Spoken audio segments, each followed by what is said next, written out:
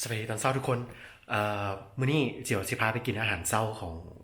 เนปาลเนาะซึ่งเป็นอาหารเช้าที่คนโลคอลเขาชอบกินกันเดี๋ยวเขาจะไปเบิ่งว่าคนโลคอลแต่ละเช้าเขาจะกินอย่างไงตอนนี้ก็ประมาณ7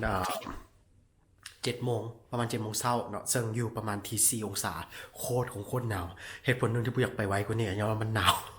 ขนาด7 โมงเช้ายังตื่นมาได้ละเดี๋ยวเฮาสิออกจากโรงแรมไปเจอใกล้เนาะใกล้ซึ่งเขาจะสิพาไปกินอาหารสตรีทฟู้ดที่เป็นอาหารเช้าที่ว่าแต่ละเช้าคนในป่าเขาจะกินกันเดี๋ยวสิไปเบิ่งนํกันว่าเป็นแนวใดทางนอกนี่หนาวโคตรๆแต่ทางในโรงแรมนี่อุ่นพอมีฮีเตอร์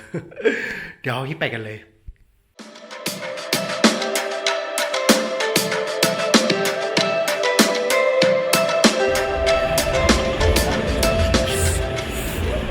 เดี๋ยวเจ๊นายเขาจะออกกำลังงานไปกินข้าวเช้าเนาะเดี๋ยวจะไปเบิ่งว่ามันมีอย่างกินนะตอนนี้เมืองของ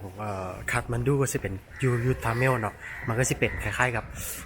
แหล่งท่องเที่ยวของนักท่องเที่ยวที่เขาจะมาอยู่กันโซนนี้ซึ่งตอนเช้าเขาก็จะเห็นว่ามันเงียบมันเลยมันจะบ่มีอย่างเลยเพราะว่าคนเป็นลิตเหมือนกลางคืนมันเขาจะนอนอารมณ์คล้ายๆกับคืออยู่วังเวียงตอนเช้าก็คือจะบ่มีอย่างห้างจะปิดหมดแต่มันก็เช้าพอ7 โมงเช้าบอกว่า So we are having 5 meals. Yeah, 5. More than 5 maybe. มื้อนี้เราจะไปกินประมาณ5 เงี้ยแต่เบิ่งว่าท้องสิไหวบ่5 เงี้ยเลยหาเบิ่งน้ำกันเนาะปกติแล้วตอนเช้าคนอยู่นี่เนาะเขาเจ้าจะมากินซากันเนาะเพราะว่าจะไปบ่อนไหนกันเขาจะมีซาแล้วซาหนึ่งที่นิยมที่สุดก็คือเป็นซาขิงหมักหนาวแล้วก็เป็นโรตีเขาเจ้ามากินกันก็ลองเบิ่งว่าตัวที่เราจะไปกินนี่คนเขาจะไปกินหลายจังได๋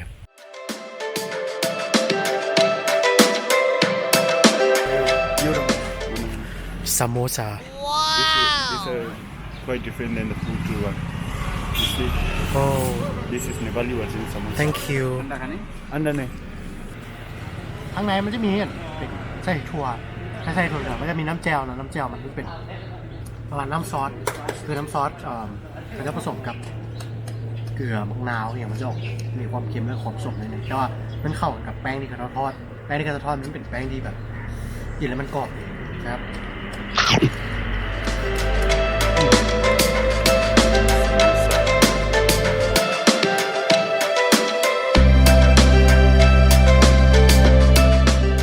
ซามโมซ่าที่กินแบบเมื่อกี้เนาะมันมีค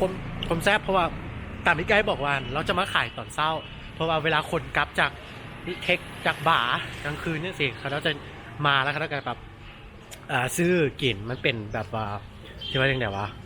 ซื้ออะไรกันยางกินนำทางแบบแก้เมาสวงเมาคือบ้านเขาแบบเลิกจากเทคจากบ่าเขาจะไปกินมีเกี๊ยวอย่างประมาณนี้แต่แซ่บมันมีความเข้ากันแป้งที่เราจิ้มมันมีความกรอบน้ำเจียวที่เราเห็นมันมีความแบบลงตัวมีความเค็มความเผ็ดน้อยนึงแซ่บซามโมซาคำที่ว่าซามโมซาก็เป็นอาหารพื้นเมือง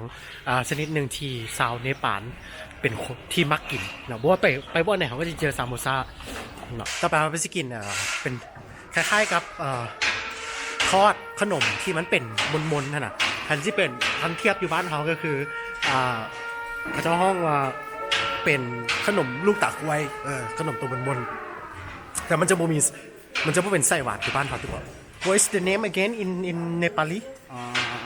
Gori mari. Guari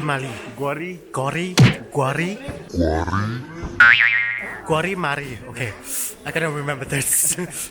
ตอนนี้เขาย่างเขามาอยู่ในบ้านเมืองของเจ้าเนาะซึ่งเขาจะผ่านตลาดเช้ารู้สึกว่ามีความหมักของเนปาลยูบอนที่ว่าบ้านเมืองของเขาจะแบบเป็นเอกลักษณ์ตึกอาคารนี่จะเป็นอย่างที่เป็นทรงเก่าเพราะเขาได้รับผลกระทบจากแผ่นดินไหวเนาะตอนนี้เขาจะกำลังส่องแสงอยู่ในเมืองของเขาแบบคนเขาแบบโคตรหลายแบบทางน้อยๆเสียรถใหญ่ก็ต้องเข้ามาแล้วก็ต้องคนก็ต้องย่างปนเปกันการบีบแก่ถือว่าเป็นเอียงที่ธรรมดาของคนเพราะว่าตอนแรกสังเกตว่าขี่รถมาจากโอการ่าเนาะรถแต่ก็จะเขียนว่า Horn please ซึ่งกรุณาบีบแก่ เป็นอย่างที่แบบจริงใจดีคนบ้านเขาบีบแก่ที่ลงมาตีกันแล้วเห็นบอกทุกวินาทีเขาจะได้ยินเสียงแกเมื่อกี้เขานี่ย่างเข้ามาในตลาดเช้าแล้วเนาะมันก็จะมีความกินอายคือบ้านเราแหละซึ่งบางคนก็จะมาขายผักขายอาหารเช้าขายขนมทอดอยู่แถวนี้เนาะเดี๋ยวเขาจะดูบรรยากาศต่อไปว่ามันจะเป็นของร้านใดตอนนี้อะแม่ค้าเช้าขายก็เริ่มเอาเครื่องเอาของมาขายมันจะเป็นผักเป็นเครื่องเทศอย่างต่างๆ อันนี้จะเป็นความวุ่นวายของถนนนี่เนาะผมรู้สึกเป็นตลาดเศร้าคุณก็มาซื้อเครื่องตั้งแต่เศร้าเลยเว้ยก็จะเป็นเครื่องนุ่งเนาะส่วนใหญ่ก็จะเป็นเครื่องกันหนาวที่เราเห็นเพราะว่าช่วงนี้มันหนาวไงคือตอนนี้อ่ะ4 องศามือตอนนี้แข็งไม่ได้เอาถุงมือมา Papa, with tea. Okay. Yeah. Hey. Namaste. Namaste. Mate. ซึ่งเขาที่ท้องเมนูที่เราที่ร้องต่อไปเนาะมันเป็นโรตีของเนปาลซึ่งเขาจะทอดเมื่อกี้ให้เบิ่งวิธีการในการทอดของเขาแล้วซึ่งเขาจะกิน so we gonna eat with milk tea Yeah. okay wow Hey, did you do that? is this good this is good very good Very nice Nepali bread. yeah ooh still hot ยังฮ้อนๆกันอยู่เลยเนาะเดี๋ยวเขาจะมาลองเบิ่งว่า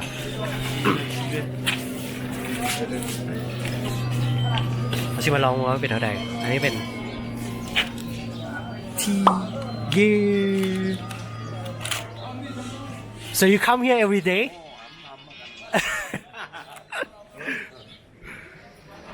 ปกติแล้วด้วยธรรมชาติของคนในป่าเขาจะเป็นคนที่แบบเฟรนลี่ดีลงกับทุกคน cheers cheers cheers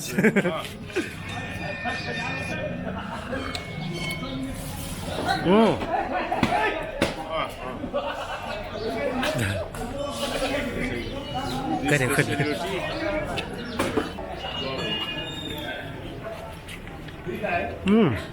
Yeah.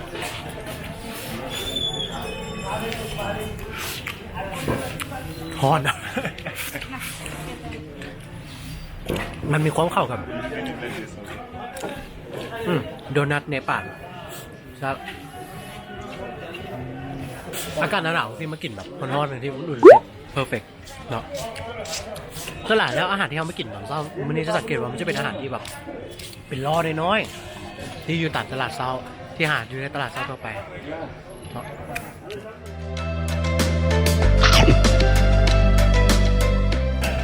ไปแล้วเมนูที่2ยังไหวอยู่ท้องเขาสำหรับตัวนี้ก็คือเป็นสภากาแฟบ้านข้าเจ้าแหละคนก็จะมากินซานมกับขนมโดนัทที่ข้าวทอดเมื่อกี้นี่เนาะแซ่บมาแล้วก็ต้องลองคาชิมาในป่ายังเป็นประเทศหนึ่งที่มีความหลากหลายทางด้านอาหารและวัฒนธรรมอาหารแล้วก็นี่โคตรหลายเลยผู้ใดมาก็จะลืมไปแล้วกันเนาะไฮไลท์หนึ่งของการท่องเที่ยวในประเทศในป่าก็ต้องมากินอาหารก็ต้องเป็นโลคอลฟู้ดเป็นสตรีทฟู้ดลองมากินเลยมันก็บ่ได้โหดร้ายขนาดนั้นมันก็บ่ได้กินปุ๊บเลยแบบว่าต้องเจ็บท้องอ่ะนะมันก็โอเคอยู่มันก็สะอาดเขาก็เลือกกินทางที่สะอาดเอากวาริมารีกวาริ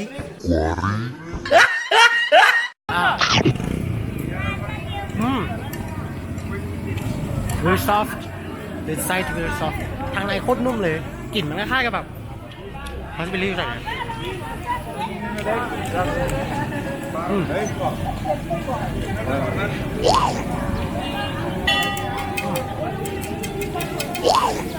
มันมีความกรอบความนุ่มความนุ่มเหมือน How you guys can eat it 30 balls มีคนหนึ่งเคยกินแบบ30 ลูกคนเดียวกินเข้าไปได้ไหนแป้งทั้งนั้นแบบกินเข้าไปแน่นอนมันต้องอยู่ท้องแต่นี่แซ่บรับประกันแซ่บต้องมากินให้ได้โกริมารีโอ้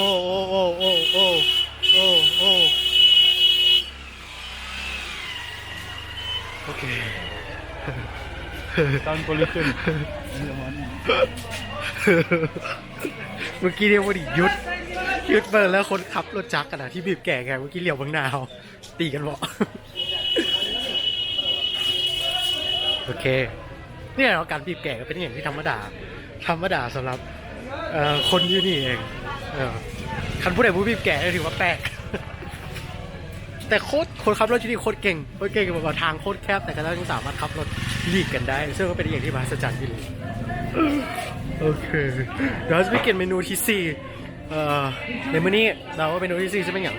แต่เมื่อกี้นี่กัวริมารีเนาะแซ่บใครมาในป่านอย่าลืมมาลองกินตัวนี้กันแล้วกันอันนี้โคตรแซ่บบอกเลยว่าแซ่บ ห้านแต่ละห้านแบบโคตรอยู่แบบซอกมุมโคตรเลิกไม่แน่ใจว่าเขาจะพูดมาได้เท่าไหร่เขาจะก็เป็นคนพื้นที่ก็ขนาดนั้นแต่ห้านนี่ก็เบิ่งก็คือจะแซ่บเพราะ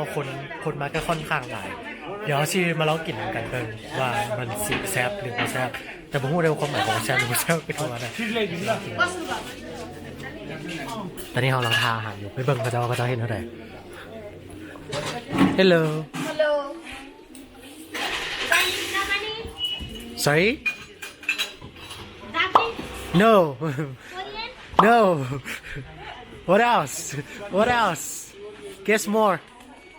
Where I'm from Where the hell Japanese? Do I look like Japanese Ohayo gozaimasu Aisa.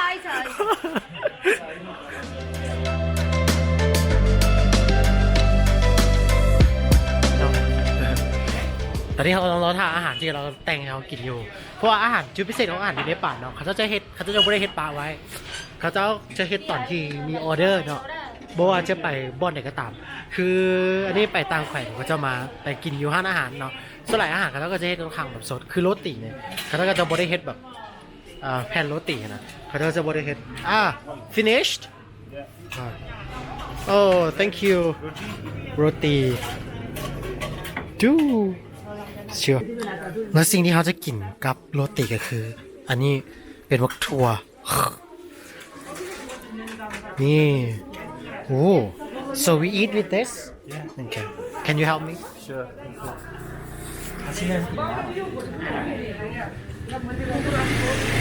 like this and we wrap it Yeah.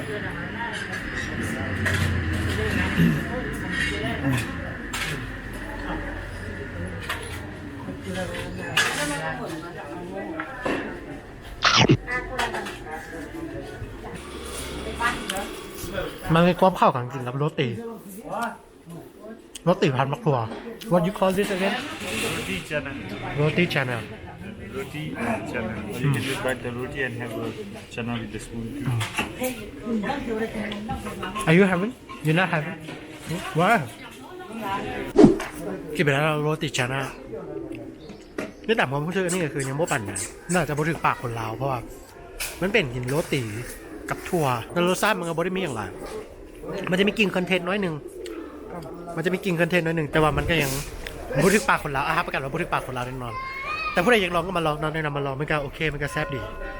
เดี๋ยวเขาจะไปกินเมนูต่อไปเนาะตอนนี้เขามาอยู่ในฝูงนกกลางแก้ม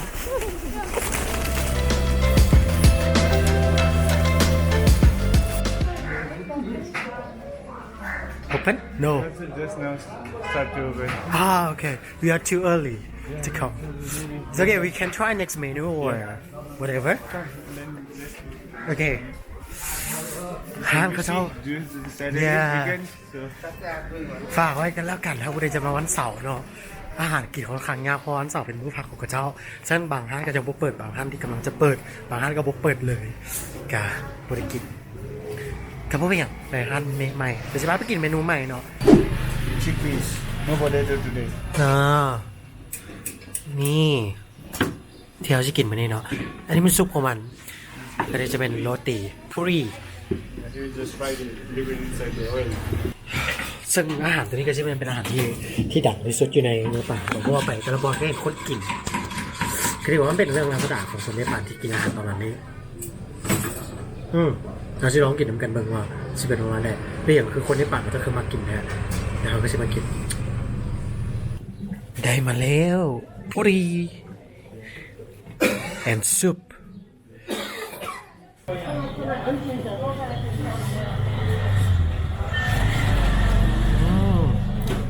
Good. It's good มันมีความมันแล้วก็มีความกลิ่นเครื่องเทศที่ทุกคนหลายคนรู้จักดีแหละเครื่องเทศของประเทศนี้เป็นประมาณแบบเนาะคล้ายๆกับอาหารอินเดีย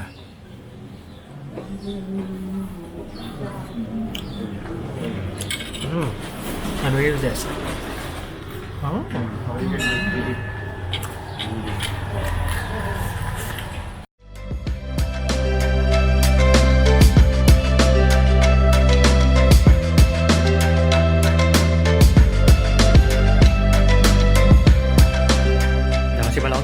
ไม่ได้บอกว่า Money. Okay. So this is mathematics. เอาเลยเชียร์ก็จะมีแบบโจทย์คณิตศาสตร์เดี๋ยวเราสิกินรวมเบิงเนาะ so we eat together okay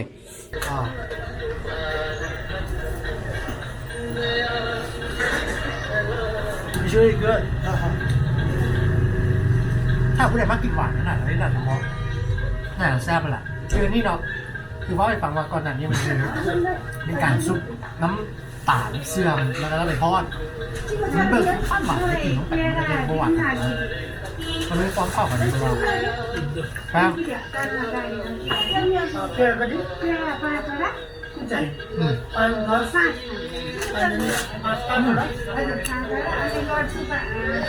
Is it good?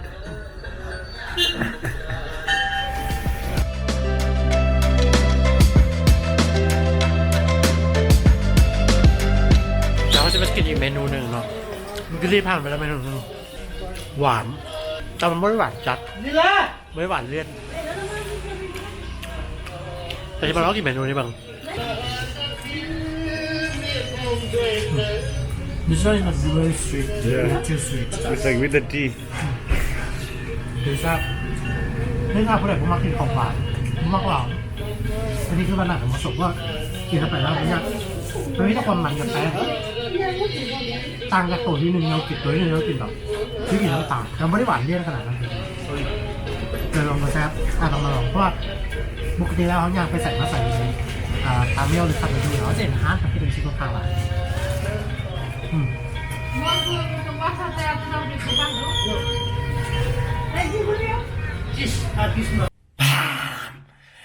และจบไปนั่นเนาะก็เป็นการกินอาหารเป็นการกินอาหารโลโก้ฟู้ดของเนปาลซึ่งว่าไม่ได้กินไปอยู่6 เมืองถามว่าอิ่มบอโคตรอิ่ม ท้องสีแตกตอนนี้เนาะและที่สำคัญท้องใส่ของมีการปั่นป่วนตอนนี้เดี๋ยวเจ้าหน้าที่จะไปจัดการมันทีหลังฝากถึงคนที่มาเนปาลที่จะมาเนปาลในวันนี้อย่าลืมมากินมาลองอาหารโลโก้ฟู้ดอยู่นี่เพราะว่าการที่เขากินอาหารโลคอลฟู้ดหรือว่าลองอาหารโลคอลฟู้ดนี่นะมันจะได้เอาเรียนรู้หรือว่าเป็นวิธีการเรียนรู้วัฒนธรรมของประเทศนั้นๆอีกวิธีหนึ่งเนาะซึ่งมันเป็นวิธีที่ดีเลยแหละที่เขาจะได้เรียนรู้ว่าคนโลคอลเขาจะกินอย่างเขาอยู่แนวใดเนาะเราก็จะเห็นว่าวิธีการปรุงแต่งอาหารวิธีการกินของเขาเป็นแนวใดเนาะคือวันนี้แหละเขาเรียนรู้ได้หลายอย่างเพราะว่าแต่ละบอลที่เขาไปเขาก็จะผ่านจุดที่แบบเขาคาดขึ้นว่าเขาจะเห็นอยู่ในเนปาลนะซะเขาก็เห็นวัฒนธรรมที่แบบสวยงามของประเทศกาเจ้าเนาะคนตื่นเช้ามาคนขายเครื่องตามแผงตลาดขายผักขายปูขายปลาขายหอยขายอย่างต่างๆเนาะร้านอาหารกาเจ้าก็ค่อนข้างว่าแซ่บและก็แปลกใหม่เนาะที่เขาไม่เคยลองกินมาก่อนเนาะฉะนั้นหลายคนอาจจะคิดว่าอาหารในป่านคันไปกินสตรีทฟู้ดแล้วมันสิสะอาดบ่เนาะสะอาดอยู่เนาะก็บ่ได้ว่าคันสะอาดที่กินระดับอยู่อาหารระดับ5 ดาวหรือว่า4 ดาวเนาะแต่มันก็กินได้เนาะเขาก็เลือกกินตัวที่สะอาดแล้วกันเนาะแต่ให้ฝากไว้ที่สำคัญอีกนึงสำหรับคนที่จะมาในป่านเนาะแน่นอนการหาสถานที่กินต่างๆนี่ค่อนข้างยากเพราะว่าร้านอาหารเหล่านี้พวกสตรีทฟู้ดนี่มันจะอยู่ค่อนข้างในค่อนข้างมุมกันเหลือเกินที่เขาจะไปตัดGoogle Mapบ่ได้ว่าซั่นมันยากGoogle Map กับพร้าวลง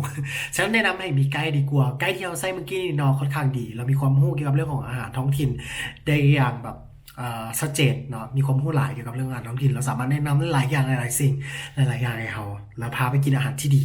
สะอาดเพราะเราก็รู้ว่าเป็นอาหารท่องเที่ยวซะเราก็จะพาไปบอลที่แบบมันโอเคแน่เดี๋ยวผู้ใดจะมาเราติดต่อหาเราได้เลยขึ้นอยู่นี่เลย Facebook ของเราสามารถติดต่อ